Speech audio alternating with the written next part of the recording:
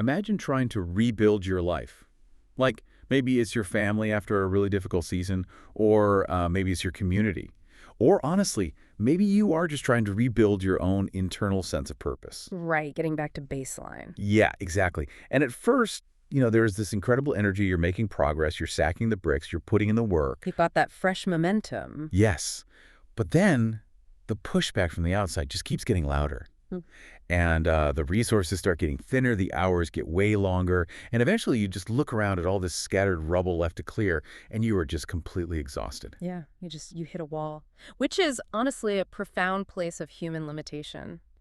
Because the energy is gone, but the demands, they haven't changed at all. And that exhaustion is exactly why we're doing this deep dive today. We aren't just here to, summarize information. We're trying to figure out how to navigate that exact feeling. It's so relevant. And for those listening, this audio is basically the third leg of the stool for Agape Community Church's approach to the weekend message. Right. So first you have Pastor Florin's live Sunday sermon.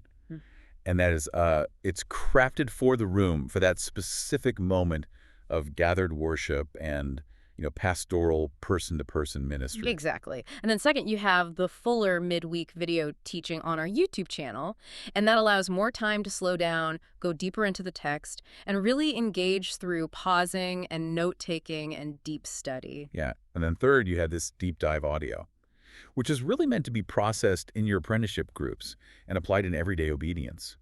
So it's three complementary expressions of one biblical message. Oh, and a quick transparency note before we jump in. Yeah, always good to mention. Right.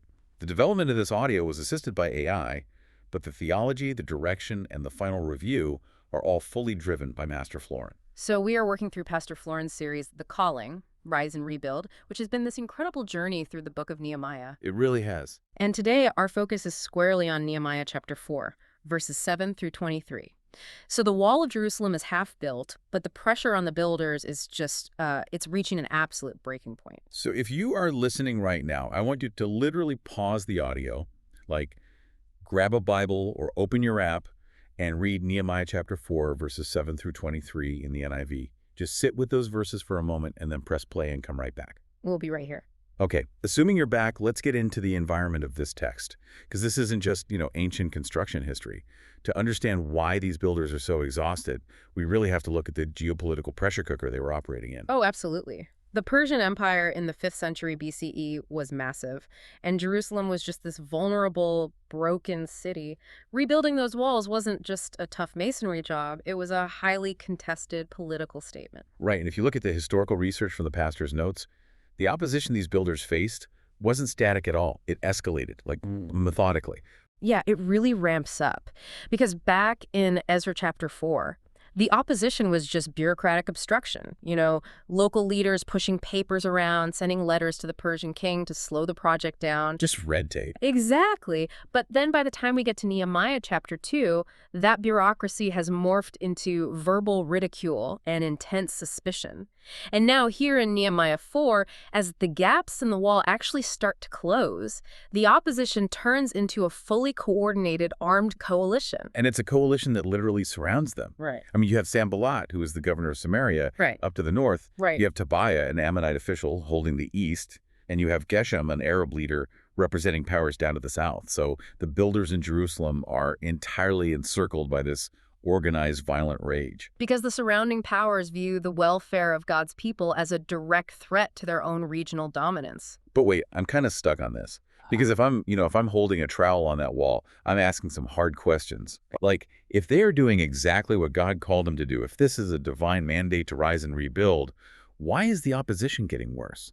Shouldn't God just clear the path? That's the natural assumption, right? Yeah. If he's really in this, why not just deal with Sanballat and make the work easy for his people? Well, and that brings up our first foundational Bible study question perfectly. What does this passage say about God, his character, his actions? We naturally assume that obedience to God guarantees a frictionless life. We think the absence of obstacles is the proof of God's blessing. Guilty as charged, honestly. Right. But this text shows us a totally different paradigm. God is using this intense pressure to form a steady people, not just to build a stone wall. The wall is merely the project, but the people are the actual purpose. Oh, wow. So if God just removed all the enemies overnight, they'd have this nice, safe city, but they'd still be, like, internally fragile. Precisely. Yeah. And look at the stark contrast in character being displayed here. On the outside of the wall, you have Sanballat's anger. Yeah. And it is a frantic, power-protecting rage. It's the fury of someone who just feels their control slipping away. Yeah, it's very fragile. It is. But on the inside of the wall, Nehemiah is pointing the people to a God who is great, awesome, and astonishingly patient. God is forming a people who reflect his steady, gracious character while under fire.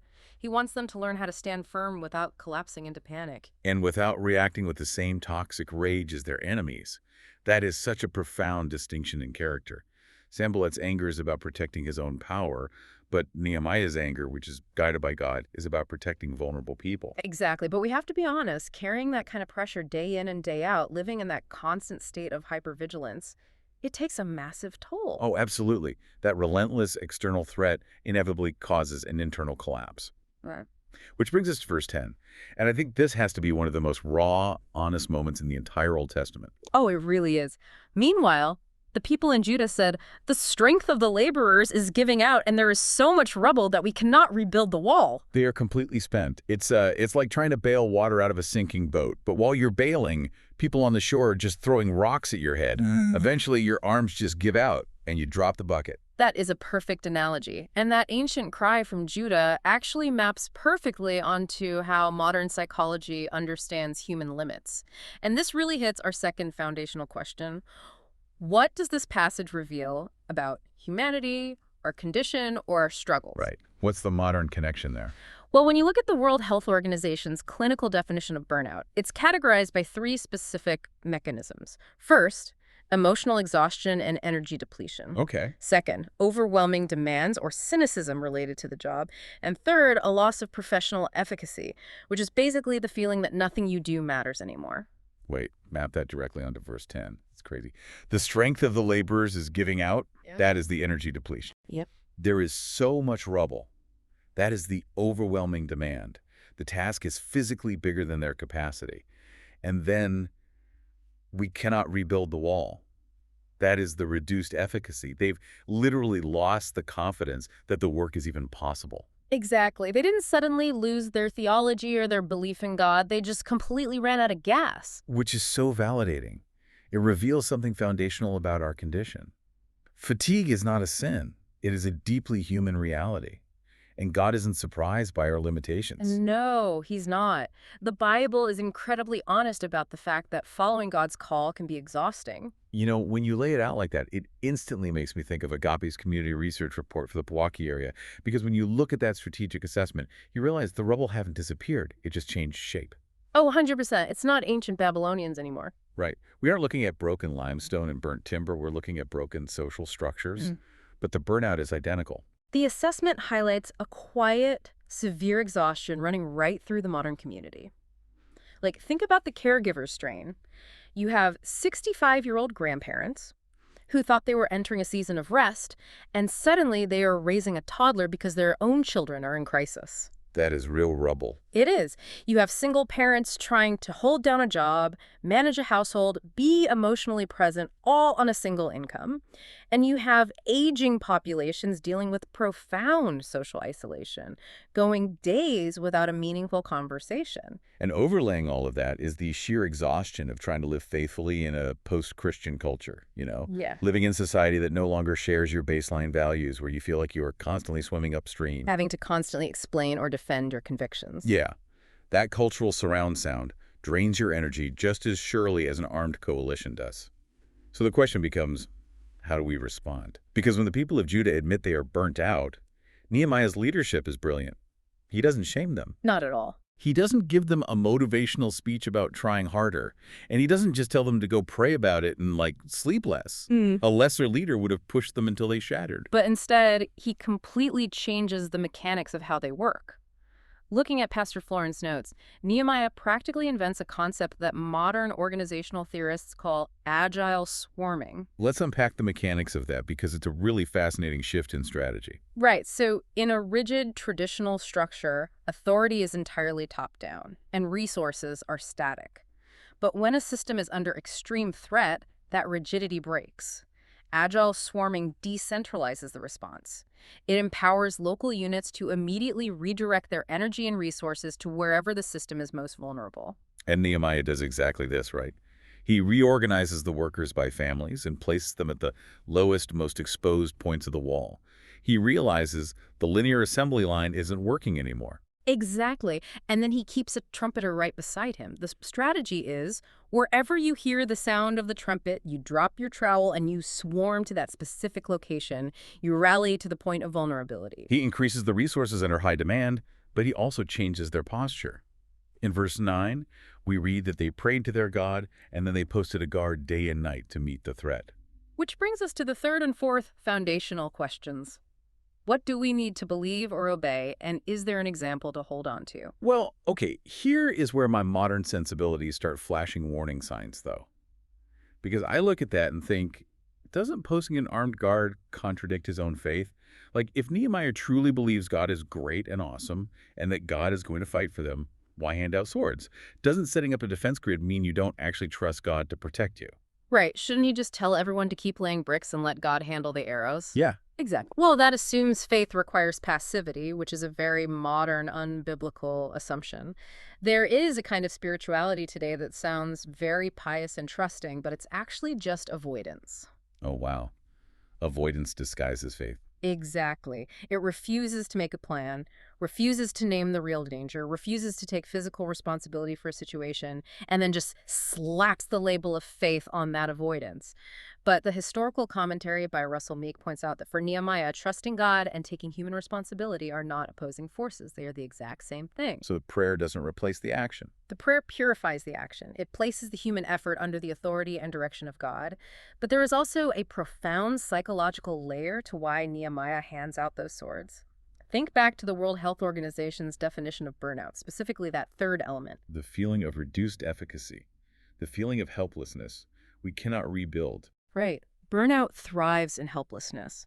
By giving them a sword, Nehemiah didn't just give them physical protection, he gave them their agency back. He cured the psychological burnout by allowing them to actively participate in their own rescue. Oh, that's so good. He tells them in verse 14, don't be afraid of them. Remember the Lord who is great and awesome, and fight for your families, your sons and your daughters, your wives and your homes.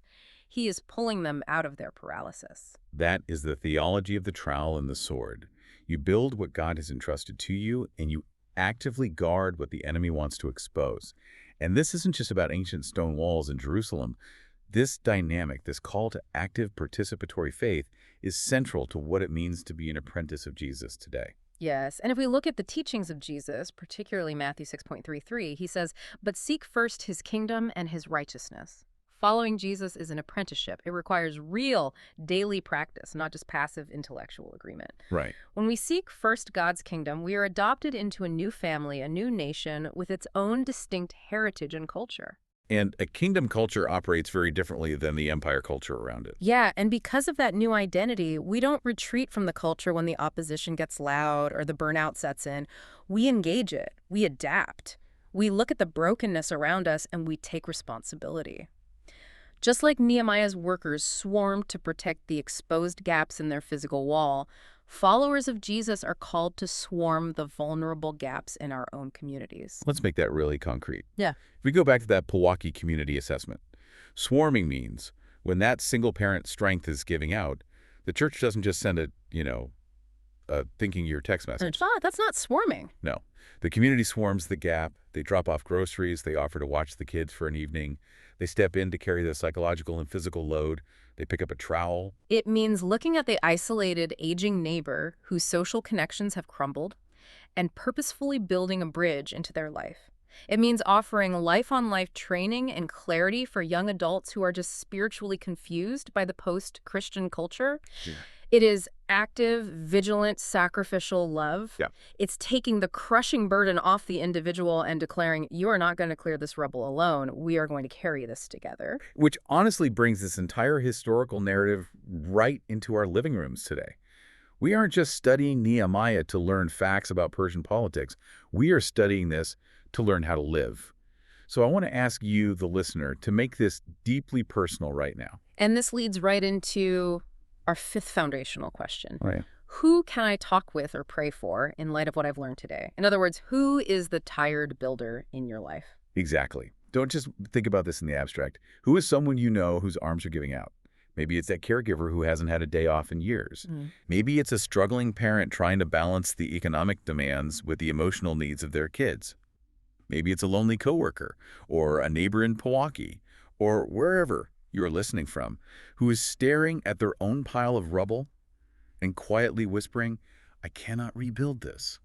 Who needs you to stand in the gap with them? Because healthy, kingdom-minded communities do not let tired builders sit alone in the rubble. They organize. They swarm. Who needs you to be the guard while they build or hold the trowel while they rest? Write their name down today. Pray for them. Pray for their strength and their protection, and then, take action. Reach out to them this week. Call them. Show up. And as we close, we want to leave you with one final lingering thought from the text. Just a picture to carry with you as you go about the rest of your day. Look at the very last verse of our passage, verse 23. I love this verse. It's amazing. After all the reorganizing, the swarming, and the encouragement, Nehemiah says, neither I, nor my brothers, nor my men, nor the guards with me took off our clothes. Each had his weapon, even when he went for water. They slept in their clothes. They kept their swords strapped to their sides, even when they were just doing the totally mundane chore of getting a drink of water.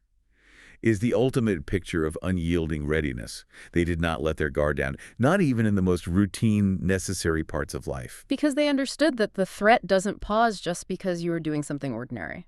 So here is the provocative question for you to mull over today. What does it look like for you to stay spiritually dressed and ready in the most mundane moments of your life? When you are just going for water. Yeah. When you're answering routine emails at work, when you're driving the kids to school, when you're standing in line at the grocery store or just scrolling on your phone. What is your modern equivalent of carrying a sword to the water well? How do you maintain that daily practice of apprenticeship? Staying vigilant, staying prayerful, keeping your kingdom identity intact, even in the thoroughly ordinary moments of a Tuesday afternoon. That is what it means to rise and rebuild. We want to warmly thank you for making the time to listen, to learn, and to participate in this deep dive today. You are deeply valued, and your engagement in this apprenticeship really matters, not just for your own spiritual formation, but for the health and resilience of the whole community.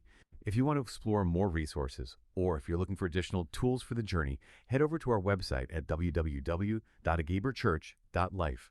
Keep a hand on the trowel, keep a hand on the sword, and we will catch you on the next deep dive.